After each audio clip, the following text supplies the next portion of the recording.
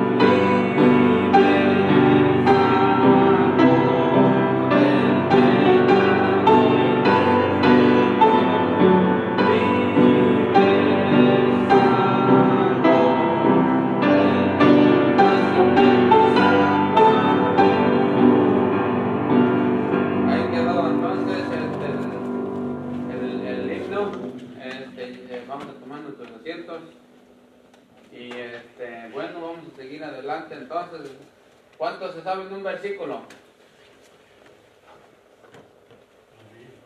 A ver, un versículo. Mateo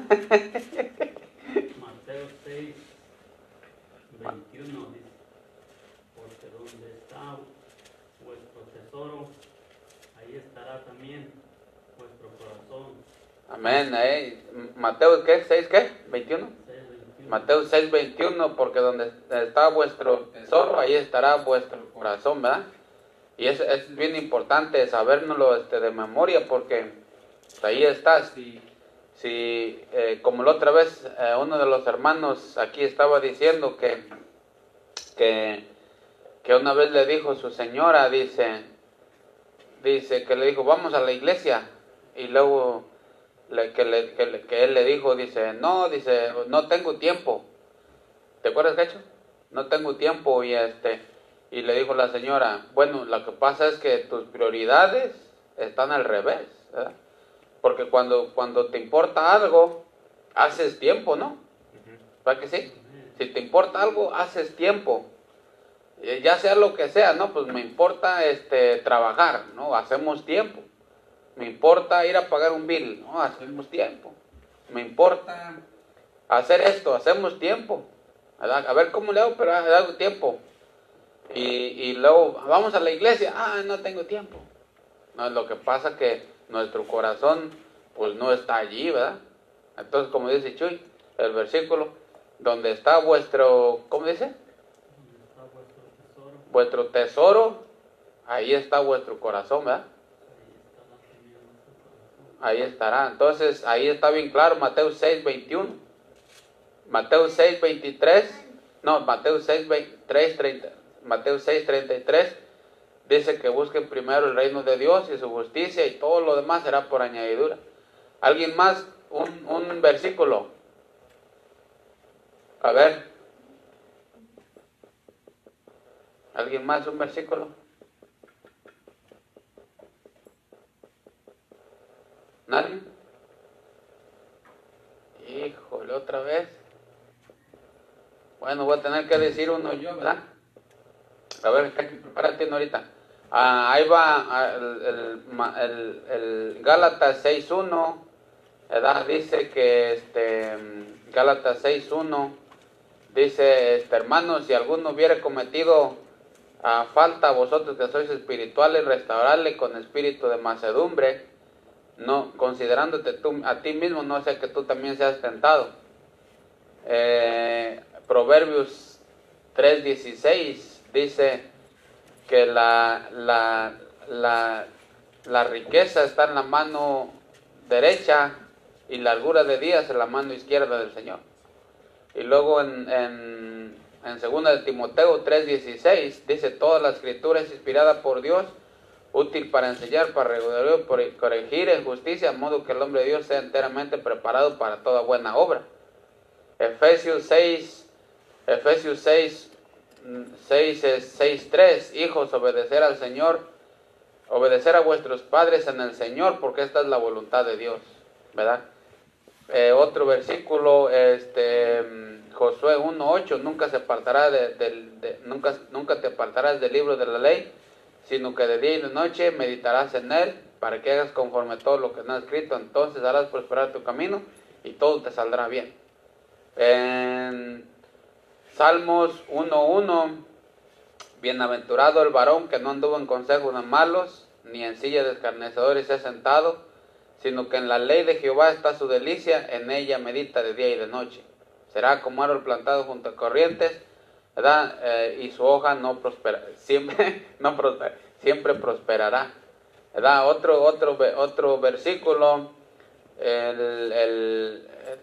Primera de Corintios 3:16, ¿no sabéis que vuestro cuerpo es templo del Espíritu Santo? Otro versículo, Segunda de Timoteo 4:1, ¿verdad? El Espíritu dice claramente que en los posteriores tiempos serán tiempos peligrosos. Y así nos vamos yendo, ¿verdad? Por eso es bien importante aprendernos la palabra de Dios. Un versículo, 2 versículos, ya cuando acuerdas te sabes mucho. Oh almas adúlteras, a Santiago 4:4. No sabréis que la amistad con el mundo es enemistad contra Dios. Cualquiera pues que se constituya amigo del mundo se constituye enemigo de Dios, ¿verdad? Romanos 5:8 dice que mas Dios muestra su amor para con nosotros en que siendo aún pecadores Cristo murió por nosotros. Entonces ahí dan muchos versículos. A ver, entonces alguien preparó un versículo. Primero de Juan 3:16. En esto hemos conocido el amor, en que Él puso su vida por nosotros. También nosotros debemos poner nuestras vidas por los hermanos. Ahí está entonces, ¿verdad? Entonces, así como Cristo vino y murió por nosotros, así nosotros debemos de poner nuestra vida, ¿verdad? Al servicio de Él para beneficio de los demás.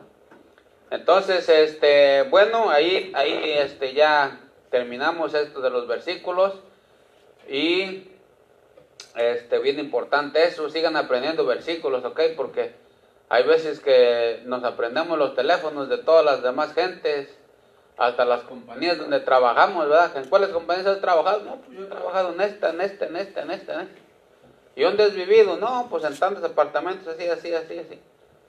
Pero versículos de la Biblia muchas veces eso nada, ¿verdad? Entonces bien importante que nos aprendan los versículos.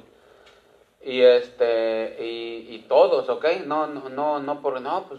Pues yo no, ¿verdad? No, todos debemos de aprendernos, ¿verdad? Entonces, bueno, hay que seguir adelante y vamos, ¿ya no se nos olvida nada? No, ¿verdad? Bueno, vamos a tener la predicación de la palabra de Dios.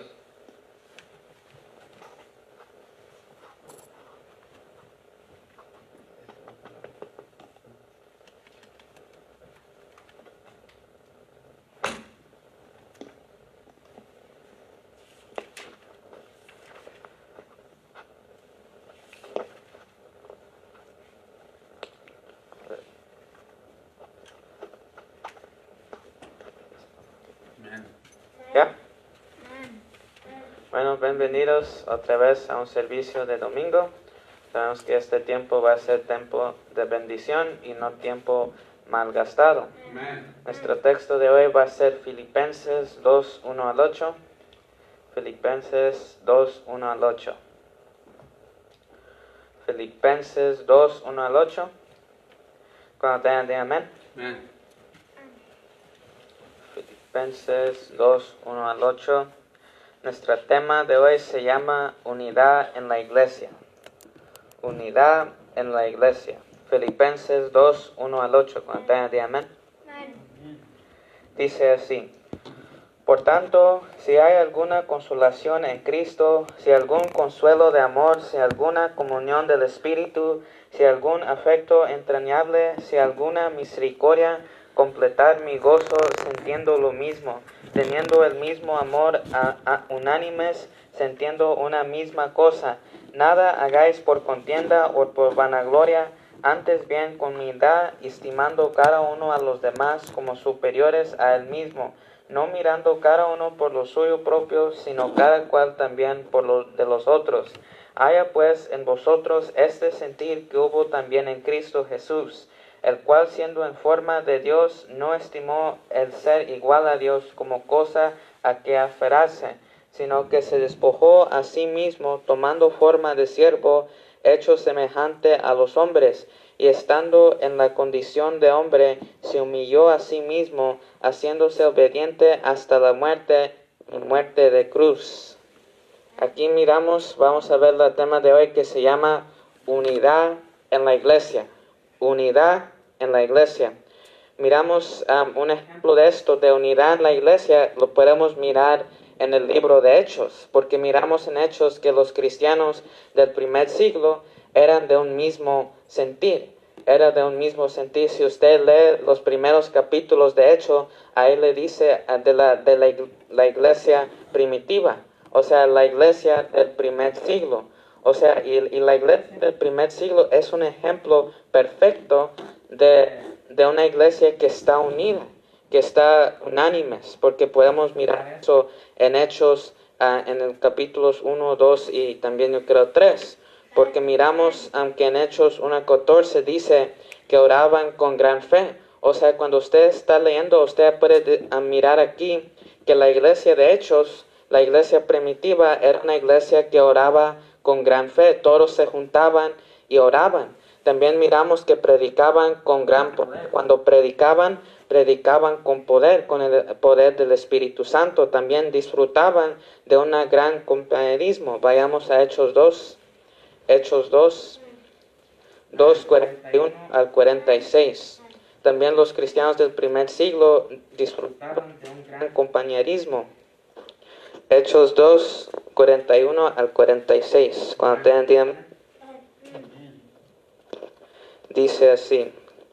Hechos 2, 41 hasta el 46 dice: Así que los que recibieron su palabra fueron bautizados y se añadieron aquel día como 3,000 personas, y perseveraban en la doctrina de los apóstoles, en la comunión unos con otros, en el partimiento del pan y de las oraciones. Y sobrevino temor a toda persona, y muchas maravillas y señales eran hechas por los apóstoles. Todos los que habían creído estaban juntos y tenían en común todas las cosas, y vendían sus propiedades y sus bienes y lo repartían a todos según la necesidad de cada uno, y preservando unánimes cada día en el templo y partiendo el pan en las casas, comían juntos con alegría y sencillez de corazón. Miramos aquí en estos versículos que los cristianos estaban disfrutando de un gran compañerismo. O sea, los cristianos siempre hablaban con otros, ¿cómo estás? ¿Qué tal? ¿Qué está pasando? O sea, disfrutaban de ese compañerismo, porque los cristianos estaban juntos, disfrutaban de ese compañerismo. Un cristiano se hablaba con otro cristiano, ¿qué tal? ¿Qué aprendiste hoy de las Escrituras? ¿Cómo te fue? O sea, estaban hablando y por eso disfrutaban de un gran compañerismo. También experimentaron un gran crecimiento. También los cristianos del primer siglo experimentaron un gran crecimiento que es en el versículo 46 que dice, 47 dice, alabando a Dios y teniendo favor con todo el pueblo. Y aquí está la clave. Y el Señor añadía cada día a la iglesia los que habían de ser salvos. Y el Señor añadía cada día a la iglesia los que habían de ser salvos. También los cristianos del primer siglo experimentaron un gran crecimiento. Experimentaron eso. O sea, los cristianos del primer siglo oraban juntos. También dice que predicaban con gran poder. También dice que disfrutaban de un gran compañerismo. Luego dice que experimentaron un gran crecimiento. O sea, todos estos es lo que estaba pasando en la iglesia primitiva, en la iglesia que estaba aquí en Hechos. Cuando usted lee, va a leer esta iglesia, la iglesia primero, porque ahí dice, en el cabezado dice, la vida de los primeros cristianos. Y aquí uno puede estudiar cómo eran los cristianos del primer siglo. Y luego miramos que la iglesia del primer siglo era unida. Mirando todo eso, eso nos da en contexto que la iglesia estaba unida, no estaba dividida, estaba unida. Podemos mirar eso en la iglesia primera, en la iglesia de Hechos, que estaba unida, no estaba dividida, estaba unida. Y esa es la cosa. Luego miramos que Pablo alienta a la iglesia filipense a que sea de un mismo sentir. Vayamos para atrás en nuestro texto, donde decía Filipenses 2, 1 al 8, donde estábamos, nuestro texto. Ahí Pablo les dice también de ser de un mismo sentir, de ser unidos también. En Filipenses, para atrás de nuestro texto, que era Filipenses 2, 1 al 8. También miramos que Pablo les dice a la iglesia de Filipenses que ustedes también tienen que estar unidos, Y por eso Pablo les dice, si hay alguna consolación en Cristo, si hay algún consuelo de amor, si hay alguna comunión de espíritu, también si hay algún afecto entrañable de misericordia y todo eso. O sea, Pablo les dice eso para que aprendan a ser una iglesia unida y no una iglesia dividida. Por eso Pablo les dijo todo eso, que si hay algún consuelo de amor y comunión de espíritu y todo eso. O sea, porque Pablo le quería decir que ustedes como una iglesia tienen que estar unidas, no pueden estar divididas. Amén. Porque si una iglesia está dividida, si los miembros dentro de esa iglesia están divididos, están peleados, están así, o sea, esa iglesia no va a prosperar. Amén. Porque tiene muchos problemas internas en esa iglesia. Y por eso Pablo les decía a la iglesia de Filipenses, ten cuidado y aprendan a ser una iglesia unida y no una iglesia dividida. Entonces, ¿cómo tener armonía y unidad en la iglesia? ¿Cómo tener armonía y comunión en la iglesia? Amén. Bueno, eso es lo que vamos a ver hoy. Y nuestro primer punto es que nada hagamos por contienda o por vanagloria. Nada hagamos por contienda o por vanagloria. Vayamos a Filipenses 2:3, que dice, nada hagáis por contienda o por vanagloria. Antes bien, con humildad, estimando cada uno a los demás como superiores a él mismo. Una vez más, nada hagáis por contienda o por vanagloria. Antes bien, con humildad, estimando cada uno a los demás como superiores a él mismo. O sea, terminar con las contiendas da nueva vida a la iglesia.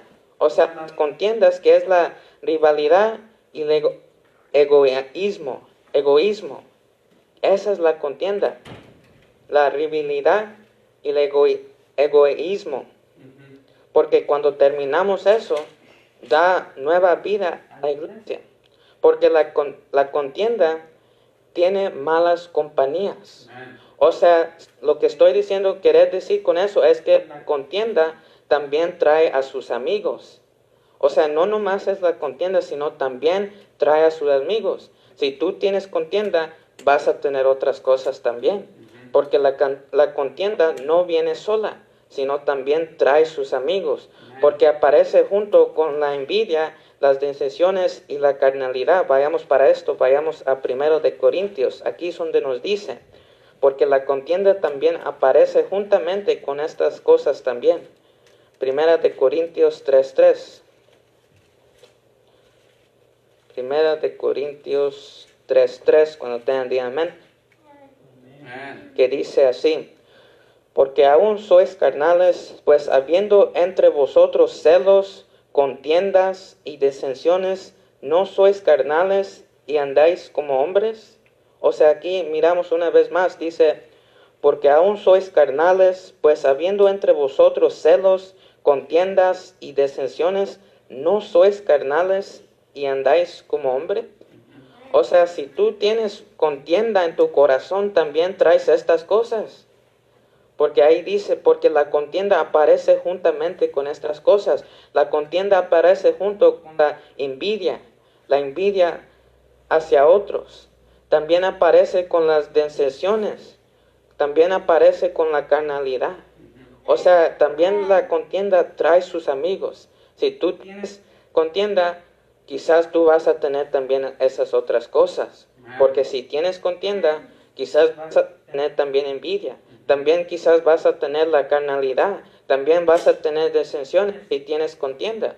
Porque la contienda no viene solo, sino trae a sus amigos. Es como el pecado. El pecado llama a otro pecado. O sea, un cuervo llama a otro cuervo. Así es como dicen. También se menciona con las obras de la carne, que se puede hallar en Gálatas 5, 19 al 21. También la contienda se halla como una obra de la carne.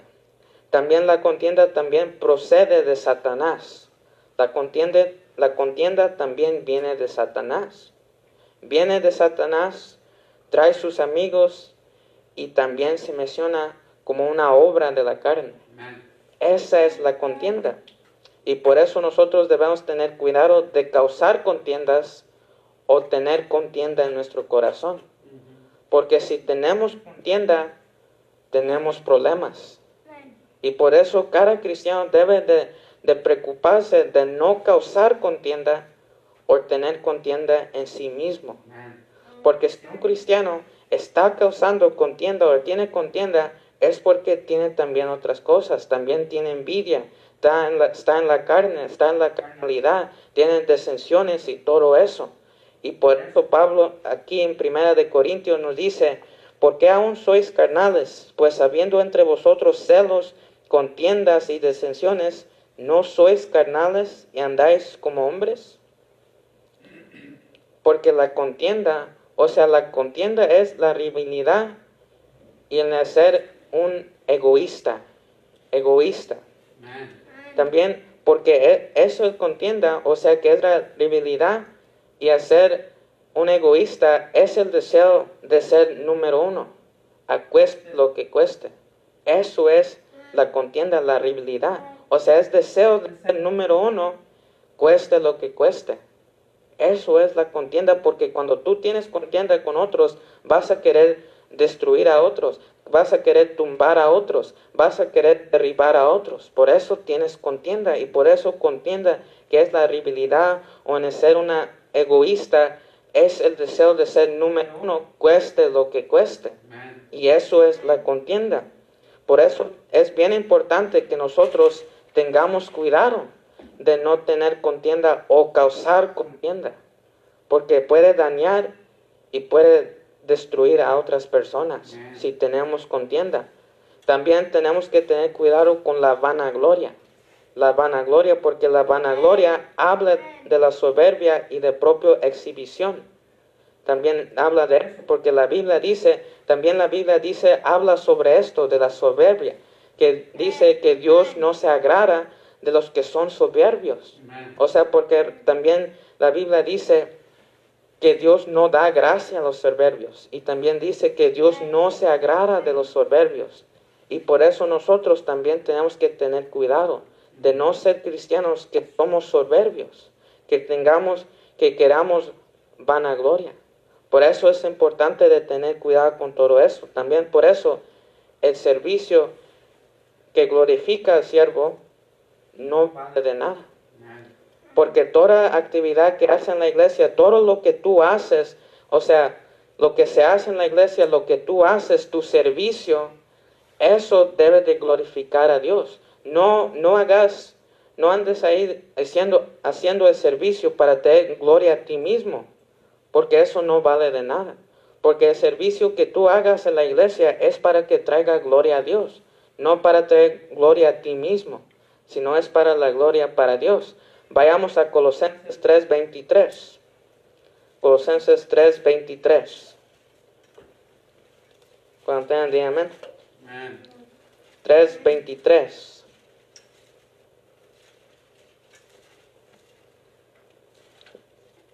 Cuando tengan, díganme. Dice así: y todo lo que hagáis, hacedlo de corazón como para el Señor y no para los hombres. Una vez más. Y todo lo que hagáis, hacedlo de corazón como para el Señor y no para los hombres. Ahí dice la palabra del Señor, lo que hacemos, hacerlo para la gloria de Dios y no para recibir gloria de los hombres. Porque esa gloria no vale. Como cuando decía Cristo de los escribas, que los escribas se ponían en las plazas a orar, se ponían ahí, daban un dinero, pero se fijaban que había iglesias para recibir gloria de las personas. Y por eso Cristo los dijo de no seas como los fariseos o como los escribas que andan en las calles haciendo largas oraciones y dando dinero a donde la gente le puede mirar para que reciban gloria de los hombres. Y por eso Cristo le dijo, ya tienen su gloria. Pero, esa gloria no vale de nada, porque es de los hombres. Pero por eso todo lo que hagamos nosotros, hacerlo para la gloria de Dios y no para nuestra gloria misma. Y por eso tengamos cuidado con la contienda y la vanagloria, porque esas son dos cosas que cada cristiano debe de tener cuidado. Y por eso Pablo les dijo a los filipenses, tener cuidado con esas cosas. Y eso nos lleva a nuestro segundo punto, que es consideremos a los demás como superiores a nosotros mismos. Vayamos para atrás a nuestro texto, Filipenses 3, 2, 3. el segundo parte del versículo, Filipenses 2:3, cuando tengan de amén, Amén. que dice así: nada hagáis por contienda o por vanagloria, antes bien con humildad, estimando cada uno a los demás como superiores a él mismo.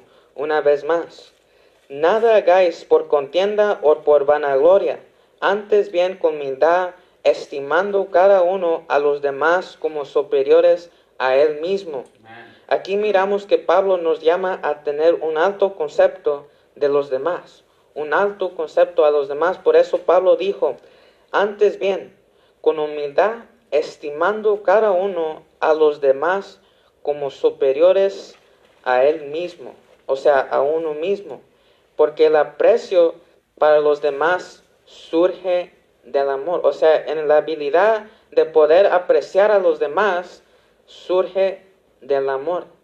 Eso es como cuando uno tiene amor, uno aprecia a los demás, uno aprecia a los demás.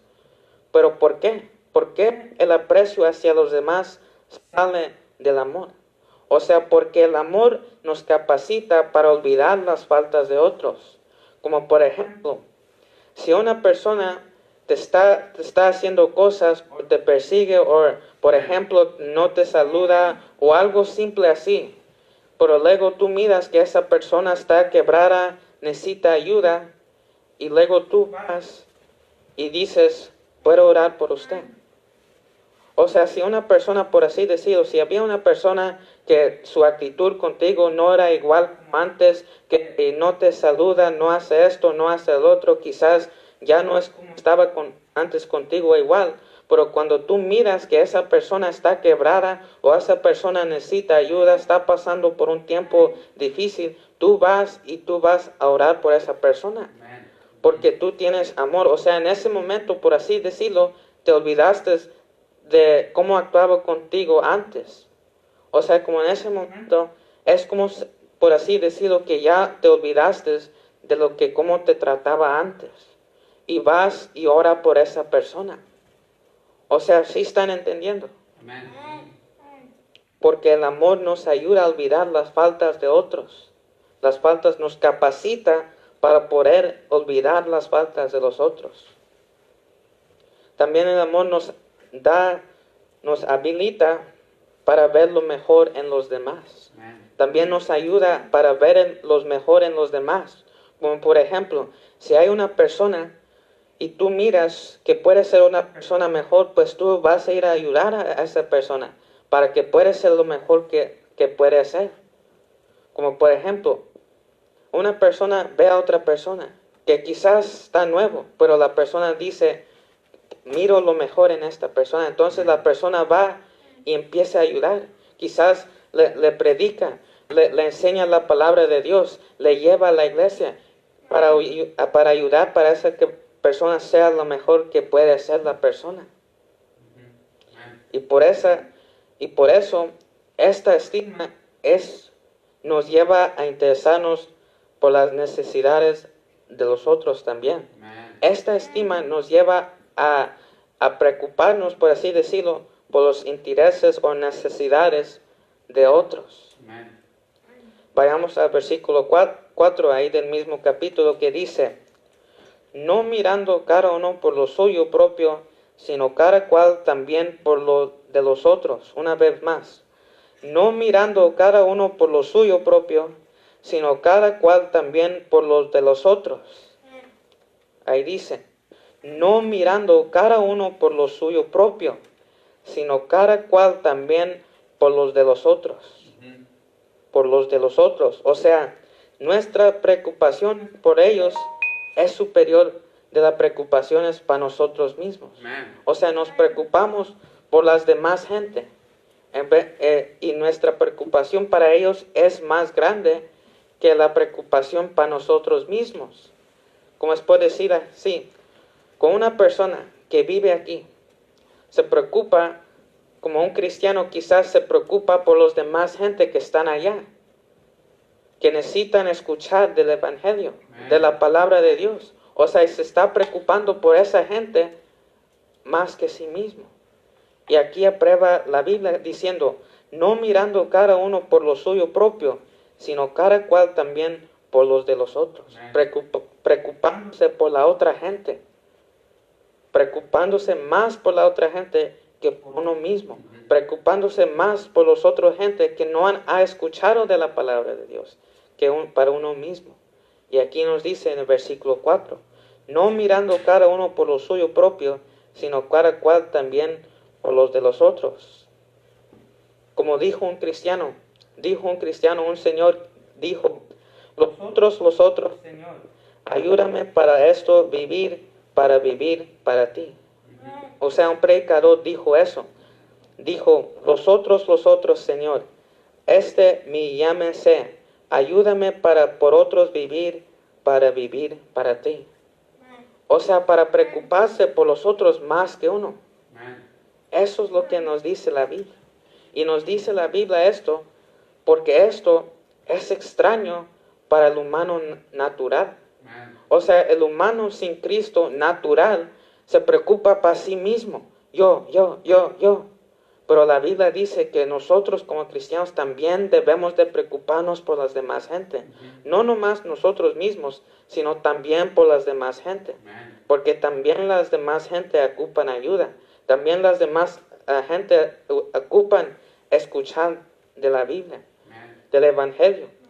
Por eso nos dice la Biblia, porque esto para el humano natural es algo extraño.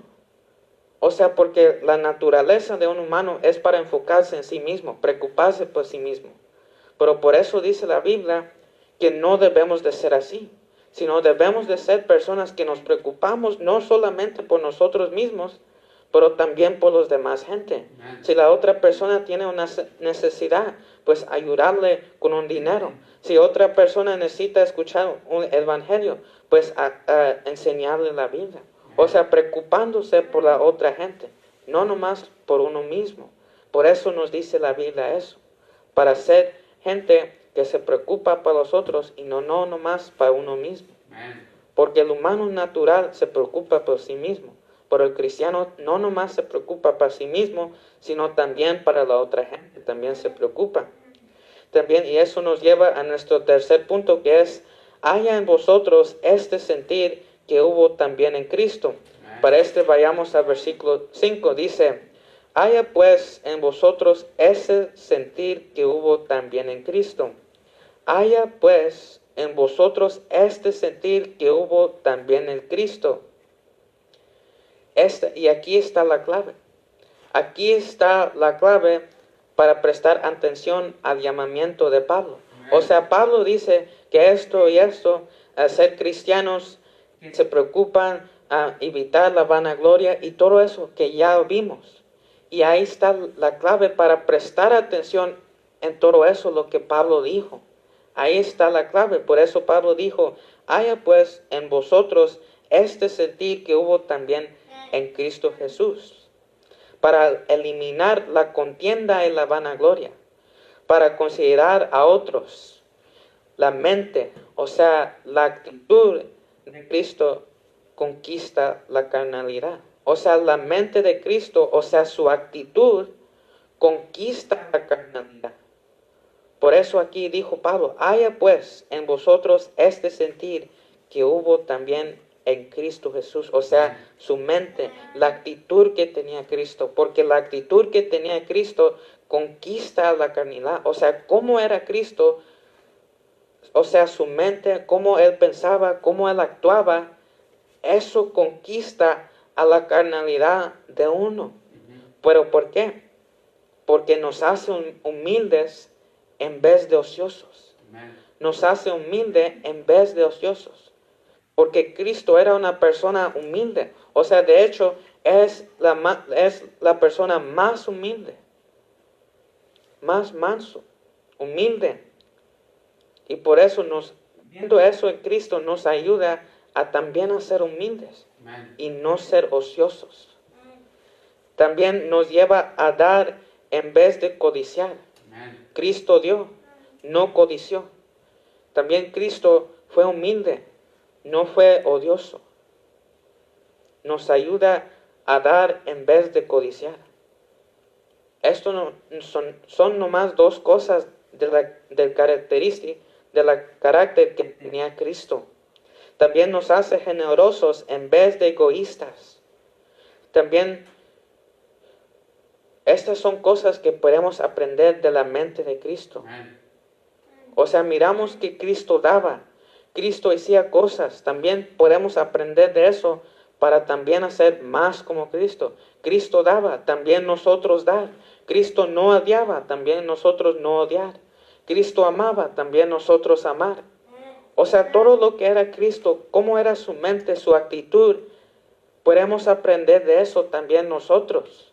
Si Cristo amaba, también el cristiano debe amar. Si Cristo daba, también el cristiano debe dar. Si Cristo era generoso, también el cristiano debe de ser generoso. Porque podemos aprender de su mente, su actitud, para ser más como Cristo. Si Cristo era humilde, también nosotros debemos de ser humildes. Porque podemos aprender del carácter de Cristo. De hecho, la Biblia dice ser más como Cristo, ser más como Él. También aprendemos acerca de la mente de Cristo en la cruz también. Cuando estaba en la cruz, miramos que cuando Él fue a la cruz, y cuando Él fue a la cruz, o sea, tenía que dejar toda su gloria. Ponió toda su gloria a un lado, se despojó de su gloria. Y eso también, ¿cómo podemos buscar nuestra propia gloria?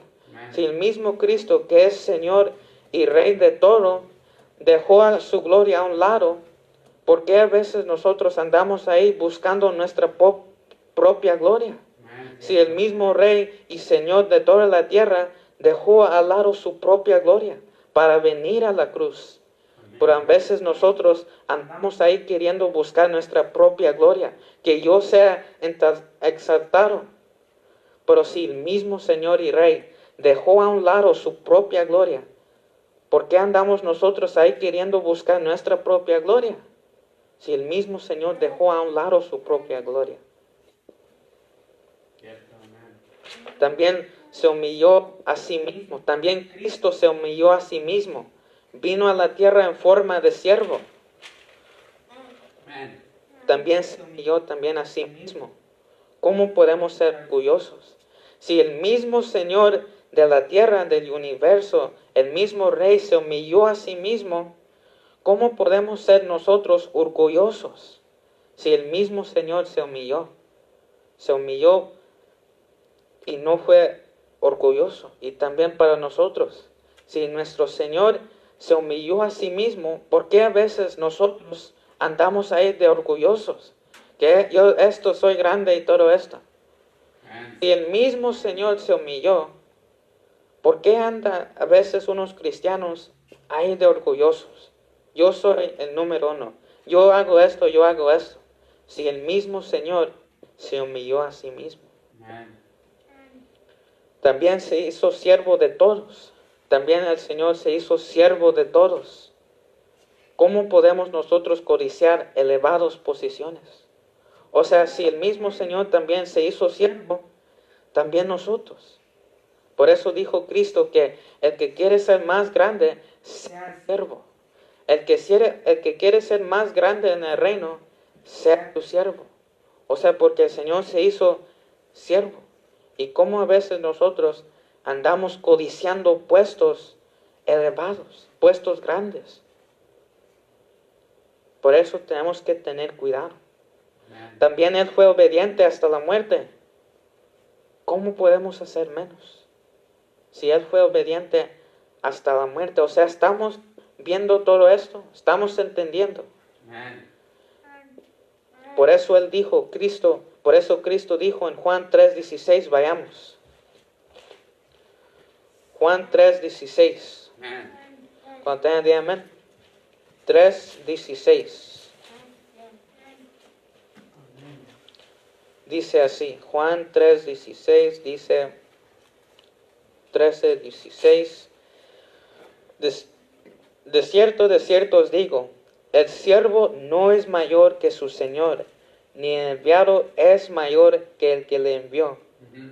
Una vez más, de cierto os digo, el siervo no es mayor que su Señor, ni el enviado es mayor que el que le envió. O sea, si Cristo hizo todas estas cosas, ¿por qué a veces hay cristianos que andan queriendo ser mayor que Él? O sea, si Cristo se humilló, ¿por qué a veces hay cristianos que son personas bien orgullosas? Si Cristo mismo se humilló, pero a veces hay cristianos que quieren ser orgullosos. También si Cristo dejó su gloria a un lado, ¿por qué a veces hay cristianos que quieren buscar su propia gloria? Y quieren ser yo, que mi nombre sea exaltado, que yo sea el grande. Pero si Cristo no hizo eso. O sea, porque Cristo dejó su gloria a un lado. Él se humilló, Él se hizo siervo, Él fue obediente hasta la muerte en la cruz. Pero a veces los cristianos se quieren poner como mejores que su propio Señor. Amén. Cristo dejó su gloria, pero a veces hay cristianos buscando su propia gloria. Pero por eso dijo Cristo que de cierto os digo, el siervo no es mayor que su Señor, ni el enviado es mayor que el que le envió. Amén. Por eso aprendemos de la mente de Cristo para ser más como Él. Aprendemos de su carácter, cómo era Cristo. Aprendemos del carácter de Cristo. También preguntémonos a nosotros mismos. Por eso es importante. Y entonces, ¿qué es la conclusión de hoy en día? Bueno, es que una iglesia humilde y amorosa será una iglesia unida. Ya hablamos de la contienda. Si una iglesia tiene contienda, si tiene problemas, no puede prosperar porque no está unida y va a ir para abajo. Y una iglesia unida será eficaz en su ministerio. O sea, el punto que les quiero decir es que una iglesia unida va a ser eficaz en su ministerio. Pero una iglesia dividida no puede permanecer. Se va a deshacer. O sea, porque la iglesia, si tiene muchos problemas, no puede vivir así la iglesia, con problemas, con pleitos. Por eso nosotros, la iglesia tiene que estar unida y no dividida. Por eso tengamos cuidado. Dios los bendiga.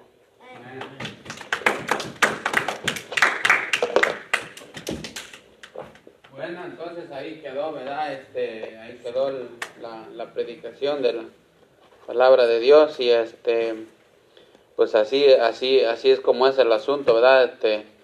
Pues divididos, pues no se puede avanzar, ¿verdad? Y porque se acuerdan cuando Moisés, ¿verdad? Ahí en Éxodo, ¿verdad? Como el pueblo estaba en contra de Moisés. Entonces, y luego, aparte Moisés, ¿verdad? Dios lo mandó a hablar con Faraón. Entonces, ya Moisés y Faraón tenían un pleito, ¿verdad? Moisés y Faraón ya tenían un pleito.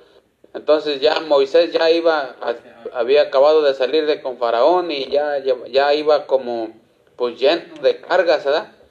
Entonces viene el pueblo todavía y le empieza a decir una cosa y otra cosa a Moisés. No, pues ya casi se lo echaban ahí. ¿Por qué? Porque pues no nomás uno pelea con el pecado, sino uno, imagínate pelear con el pecado y luego después llegas a tu casa y pelear ahí en tu casa, ¿verdad? Entonces te das de cuenta que peleas allá, peleas acá, pues ya, nomás te hace falta tiempo para que de una vez ya, para abajo, ¿verdad? Entonces, por eso decía lío que, pues divididos no se puede hacer nada, ¿verdad? Es más, dice la Biblia que Dios envía bendición donde los hermanos están unidos. Ahí están en el Salmo 133, ¿verdad? Jehová envía bendición y vida eterna. ¿Qué quiere decir vida eterna? Que gente salvos, Dios envía gente salva, ¿verdad? O para que se salven ahí. Por eso dice Jehová envía bendición y vida eterna. A los que están unidos, ¿verdad? A los que están en el mismo sentir. O sea que con la misma mente, pues, de seguir adelante, de seguir trabajando, como aquellos que en el libro de Ageo, como Dios les dijo, dice, ha venido todo esto porque ustedes no están trabajando para mi templo. Entonces Ageo les dijo, pónganse a trabajar todos y van a ver la mano de Dios. Entonces, es bien importante pues todos estar en el mismo sentir, ¿verdad? De estar caminando. Entonces, acuérdense que el trabajo en el Señor no es en vano, ¿verdad? Muchas veces, no, pues no vemos mucho fruto, ¿verdad? No, el trabajo en el Señor no es en vano. Así hayas dado un vaso de agua, vas a tener recompensa. Así hayas dado $1, vas a tener recompensa.